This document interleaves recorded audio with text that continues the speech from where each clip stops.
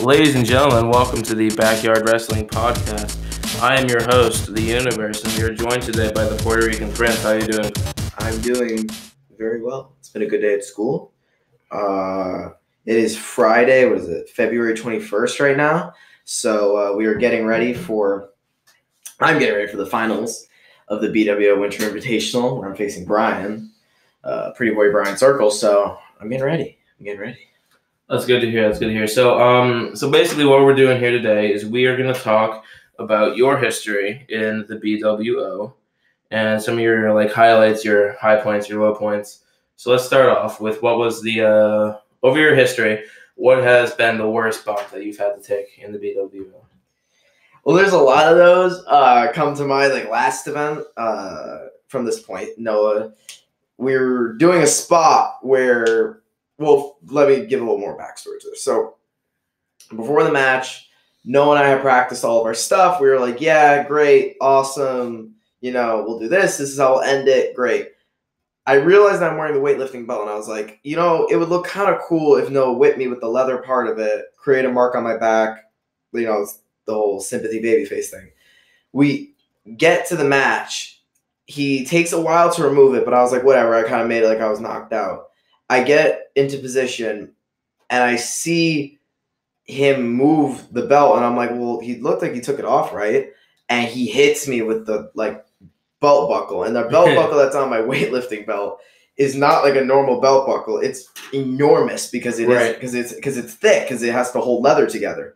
Because typically it would be for a guy who's actually lifting weights. Mm-hmm. So that was terrible. But another one was, I remember I was going into triple threat match with Noah and Kevin. It was in the summer, and I told Kevin, hey, hit me with your finisher off the top rope. He goes, off the ladder, and that'll be the end. He goes, okay, cool. I'm like, all right, great.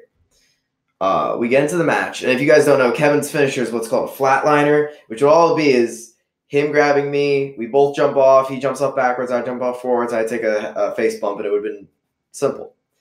Well, we get to the top of the ladder, mid-top of the ladder, we didn't really go up that high. Right. And he double underhooks my arms. So he double underhooks my arms.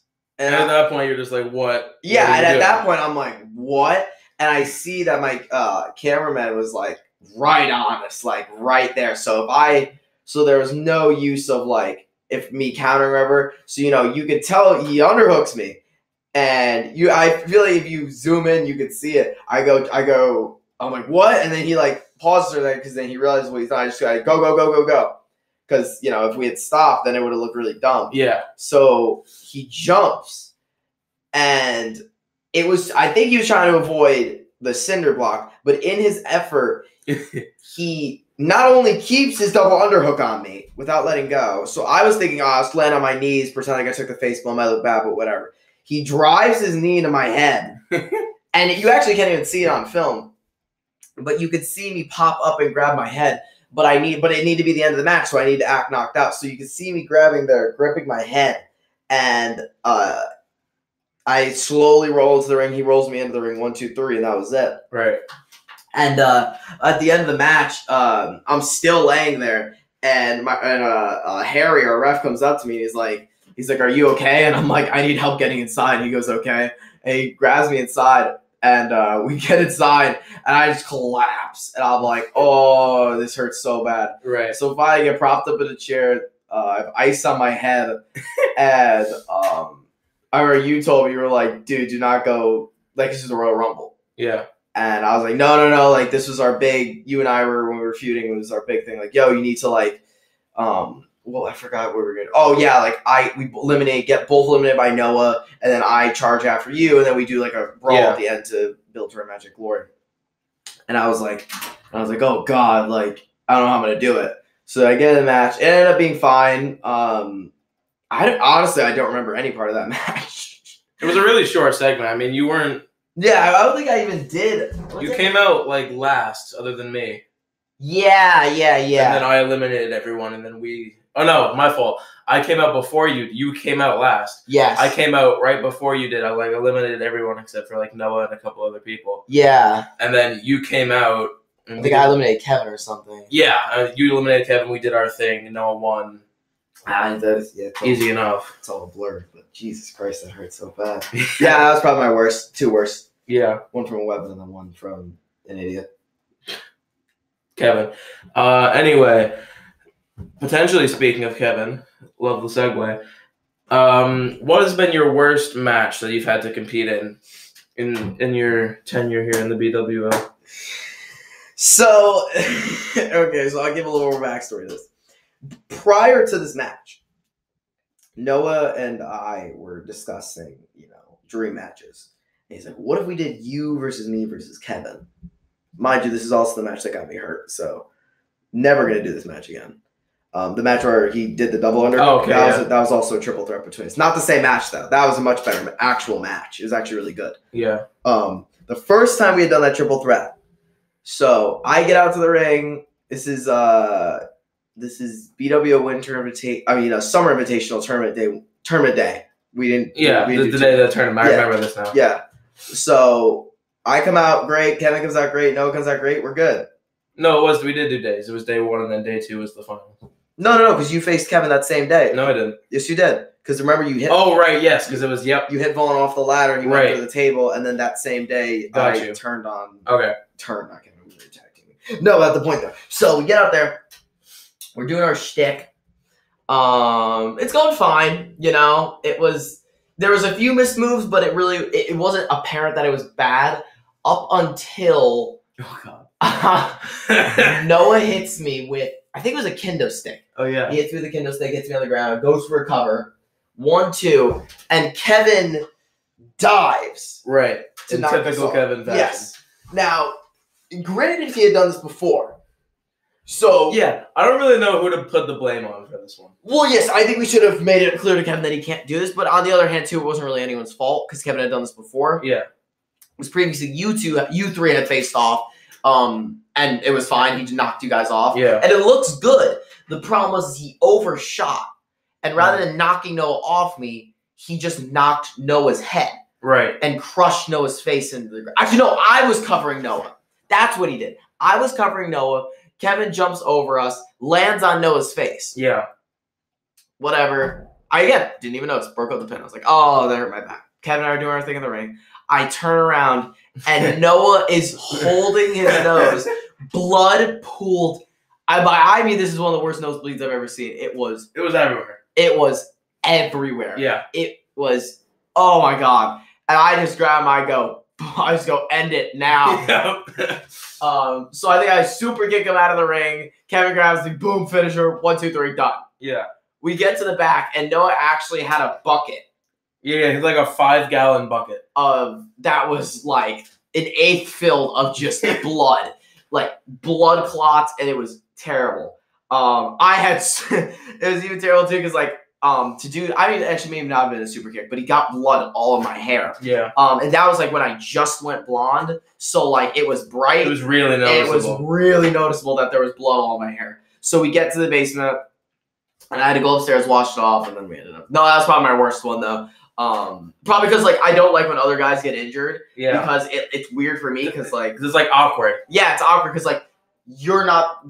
You lose the. You can't dictate the match. I'm like, I just said end it, like, because I didn't want because you could tell, but like. So that's what you kind of have to do, really, because like if someone else gets injured in the match, you can't really control what's happening with them. So you might as well just end it and not like risk anything else. Unless it's like they're like I could do it like if they're completely willing to be like dude just push through it because this that and the other then fine. But if you could tell that they're in distress, which I could tell no like physically could not. Compete. I mean, he physically had blood pooled in his hands because he was so bad. I thought he shattered his nose, but he didn't. So yeah, that was my worst match probably because of circumstances. Right. So on the other hand of that, or on the other side rather, what was your like best match or even some of your favorite matches? So I put those in 2 different categories because favorite is stuff that I'm more proud of. Our match at Glory was fantastic, mostly because of the pacing. So one of the things that happened in the match, we did the Lego spot, knew that was going to be good, knew that the crowd was going to get a kick out of that. But then later that you clothesline me, and I land right in the Legos, and everyone went nuts. which I had not expected. And then another spot we hadn't practiced, but I just kind of did, and it looked good, especially on camera, was when I set you up in the chair, and I jumped, and it just knocked you out of the chair, and it was perfect. Right.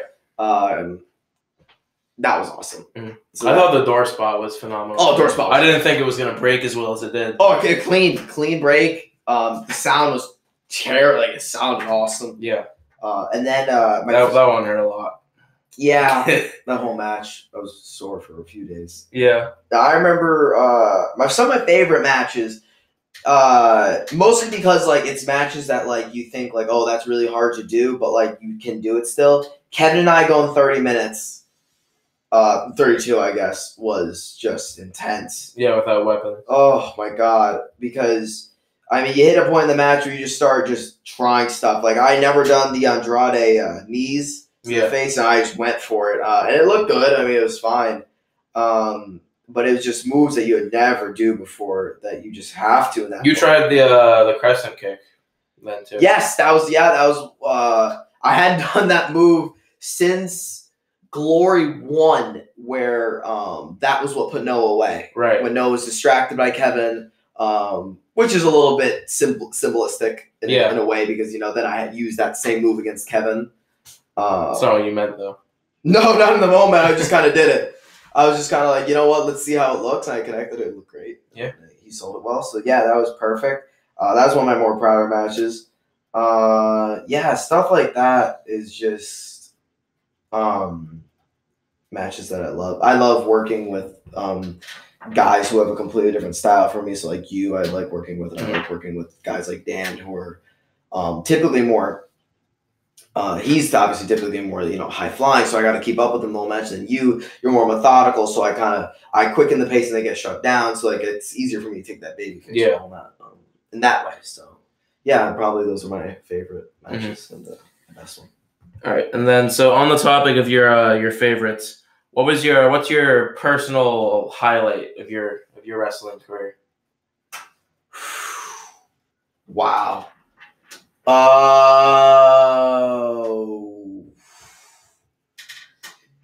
You see that? Because there are a lot of moments that I love. Yeah. Love. In and out of the ring.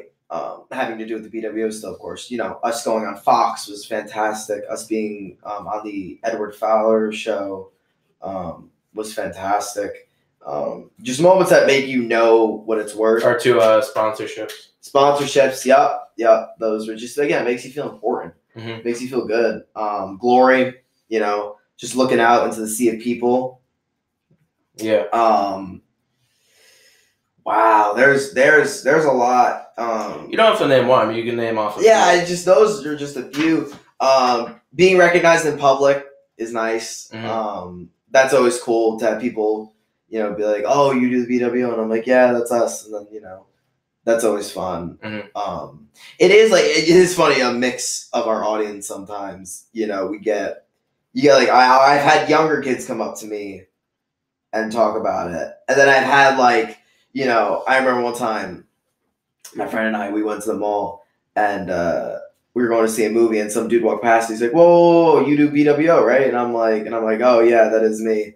And it is our friend Amir, and he starts laughing. He's like, "God, I can't believe that people actually, are willing to come up to us." So it's those moments that make me proud. I'm trying to think of other moments that are just. What about more of like an in-ring moment? I'm trying to think. So, in-ring moment.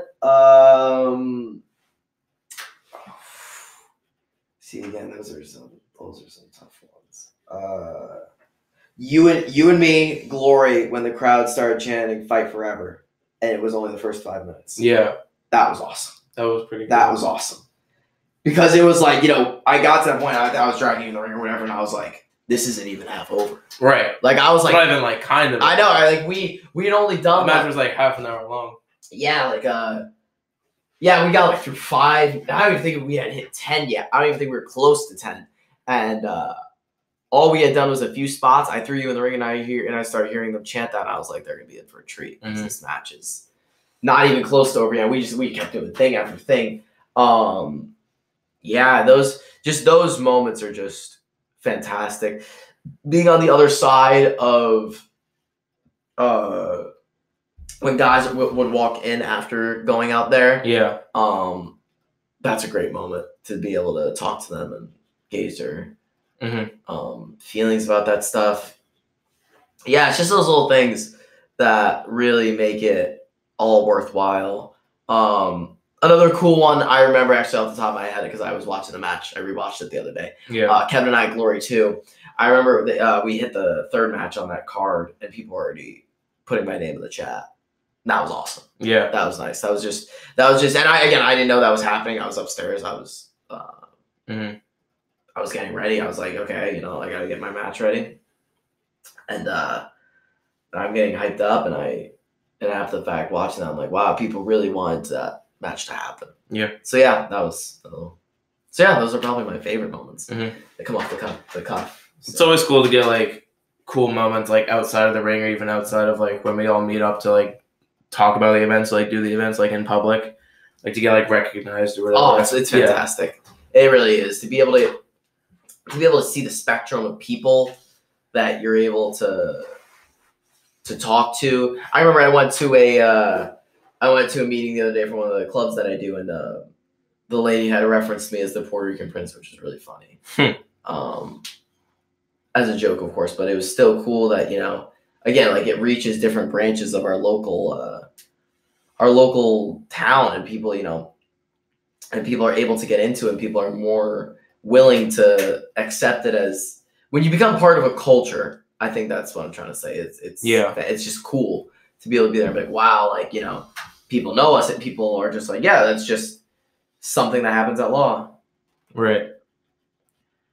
And then so on the other side of that whole conversation, what are some of your like personal like low points in your career, or some like noticeable mistakes that you wish you could go back and change?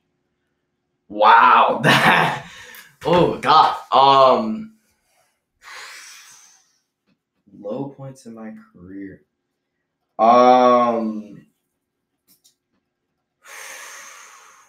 You see, it's hard to come off the cuff with a low point because I try and not focus on those. We did have an event, Honor, I think it was part 2. It was terrible. And I freaked out and I was pissed. I was like, that was terrible. It was a bad match and it was disorganized. It felt disorganized. And it was just terrible. And I was yelling at everyone. And I realized at the end of it, I look back on it now, and obviously I think it's ridiculous that I overreacted. I just didn't upload it. Like it was not an end all be all thing. But at the end of the day, I realized that when you get into a situation like that and something happens, you let people reflect on themselves. Because that's how you know who's going to be loyal to the BWOs. The people who are like, acknowledge that was a terrible match. And how can I improve next time? Exactly. And that is where you can get frustrated. If those people aren't making that effort and being like, well, it was fine. It was a fine match. They start lying to themselves. That's where you can get mad, but not when it happens because it's over. In reality, it's over. Yeah. You can't change it. You can only prevent it from happening in the future. And we haven't had anything even remotely like that. Especially on like a larger scale. Of course, yeah. Kevin hitting his head on the ceiling. Oh God, was a scary moment. Mostly because I wasn't even in the ring at that point, but no, yeah, you were getting ready. I don't remember where you were. I don't even think you were in that match. I don't think I was either. Oh no, you were. You got eliminated by Gabriel. That was okay. The shit that we were doing at that point. No, because I even remember like that happened, and I saw the mortality of the BWO. It kind of like made it kind of made me think like, everything could end just like that. Kevin's parents could freak out. All right, no more BWO and it's over. Yep. And that could be that. So it just shows how the BWO, like, that could have been my last match ever. Could have been done. And I could have been, and it would have just been over. Like that. There would have been no like, oh, let's do a retirement match. Oh, let's do this. Oh, let's, no, it's just over. So those are probably my low points. Yeah. Right. Is there anything that we've had like in the BWO that you wish we had discovered or like thought of sooner? Ooh. This is what I contemplate with a lot. And from someone who like looks at talent and trains them, I don't know if this was a good or bad thing. But Dan being held in the position he was, not he wasn't we kept him as a comedy gimmick for so long, and again, it might have been part of like he didn't want to, right, become a better wrestler until recently, where now he's flourishing, or maybe it was that we didn't believe in him, and that's kind of that was part of it. So I think that was definitely a bad move on our part because we definitely could have. He definitely should have been pushed more when he was. Or he should have. I should have taught him more when I was, or like sooner. Yeah, but at the same time, it made him more hungry. So it made him be like, okay, teach me how to do this, this, and this, and then I would teach him. So I definitely think that was something that I regret doing. There aren't a lot of other things that I regret booking wise. Of course, there are people who, flake out on you, and that's just annoying. And then you realize, oh, I got to take the belts off them and yada, yada, yada. Right. But I've always think that we've had our core people, such as Dan, you, me, Vaughn, Noah, Kevin, Brian, Harry, right. All these guys have been, Brandon even, have always been very consistent with showing up and doing their job and doing it at the best of their ability. No matter what we really ask them to do. Exactly. And that's why we've gotten to a point in our company's history where it's just, this is the best wrestling we've ever put out. Oh, 100%. And every event gets better. Yeah, exactly. And anyone can tell me whatever they want about, your backyard wrestling, you guys are garbage. That's great. You can say whatever you want. But in reality, you will not see better wrestling in backyard wrestling than us. You will not see better produced wrestling than you'll see in the BWO. You won't see better characters. You won't see better storylines. Because that's what wrestling comes down to. Or even like fluency. Like ours is just more fluent than everyone else. Like we don't just throw guys in matches and say, hey, these are two guys you don't know they're going to wrestle. No, we put storylines behind it. We say, hey, this is why we're doing this. And this guy hates the other guy. And once you follow these storylines. Yeah. But we've also done a good job of not excluding new fans almost. Right. So, we won't tie something back to like the first glory, we won't tie something back that far. Of course, in a promo I might go, oh, I beat you at that event, a while ago. And then, as a kind of, homage to our, past fans. But, we've always been more and more willing to take in new fans, and our storylines are pretty easy to pick up on. It's kind of fairly simple when you get to it. And I think that even our promo work, I think, is fantastic. The videos that we're able to put out are very good. So I think that's why we're able to be, I think we're the best backyard wrestling there is. I think we're better than some independent organizations when it comes to that stuff. I mean, when you run a show of 35 people on your first ever show, I think that's pretty good. Yeah. So it's just me. Yeah. You've been known in the past to, for lack of a better word, impersonate other people, or like use other people's like gimmicks at some points. So what's your favorite impersonation that you've done in the past? So there's a few, obviously. There's Randy Savage, which was a fun one. Hulk,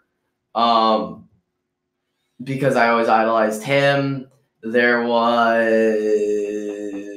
Balor. There's a third one I'm forgetting. Oh, Ultimate Warrior. When funny story about that. We were supposed to come as Ultimate Warrior and Hulk Hogan, Naheem and I. The Hulk Hogan music wouldn't load on YouTube, and it was getting to the point where it was like awkward. Right. So I was just like, he's on the staircase. I go, we're both gonna go. I mouthed him, we're both gonna go. And he goes, okay. I hit Ultimate Warrior. I slide into the ring. The bottom rope breaks, slits me on my head. I have a giant bump on my head, and it hurts like hell, and there's blood trickling down my head. You can tell, and I start laughing because I'm like, oh my God, I'm so stupid. The rope's wrapped around my leg, but then it started to hurt really bad. So I just start running. I'm swinging the belt around, and I'm taking the rope. So that was a fun one. Yeah. But if I was to say best, the face paint that that Sarah Golden did is just, oh my God, was that fantastic. Because it made the moment feel more important. Right. You know, like it made the moment feel like, wow, you know, like this is gonna be good. Like watch, like, you know, he's decked out in full face paint. It looks professional. Yeah.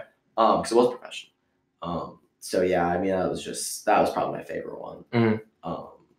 Yeah, that was probably my favorite one.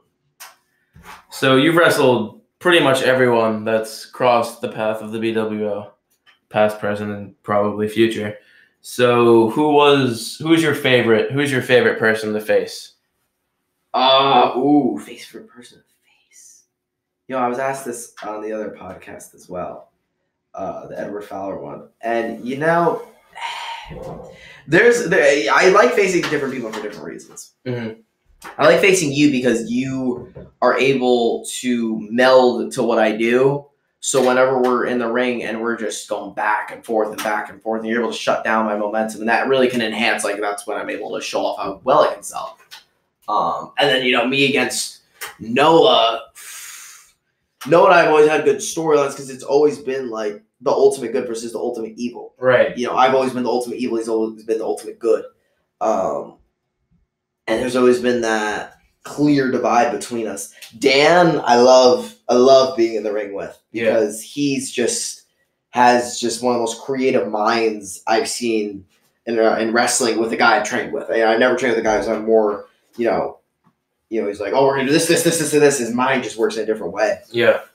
Kevin and I have never had a bad match. I can't explain that one. Yeah. I mean, I would think every time I go to a match with Kevin, I'm like, oh my god. It's like a 50-50. I always think, oh god, it might be this way, but it always turns out really good. For some reason, our styles clash, and it's just fantastic. Brian, lately I've loved facing him because it just, and that also for him is the other one that feels like the ultimate good versus the ultimate evil. Right. In that way, so definitely that. Mm-hmm. That group of people. I don't think I'm forgetting anyone off that list. So yeah. Mm-hmm. Now, for the last topic of this episode, is there someone or a group of people in particular that you didn't really like facing, or you didn't think the match was very good? So people I just don't work well with. Yeah, or like someone that you like didn't think the match was particularly good, or something like that. You know, there hasn't been a person that I wasn't able to make a half decent match with. There have been people I've been worried about, definitely. When I faced the Creature or Harry for the first time, there was definitely doubt. I was like, oh god, this is, you know, I gotta be able to do this, I gotta do this. But, you know, I was able to melt his style. We kept it very, you know, strong blows and stuff, so that made it more realistic. Right. No, I honestly, I mean, there's no one I really have been. I've, you know, gone to a match and been like, oh god, I can't work with this person. Yeah. There's been no one that I was like, god, I can't work with you. Mm-hmm. Most of the time, I've been able to be pretty flexible with everyone's styles. Like even like another person I like to face, Vaughn. Vaughn is one of the only guys that I can go toe to toe technically. That will like always give me that. Always give me the move that I need to counter.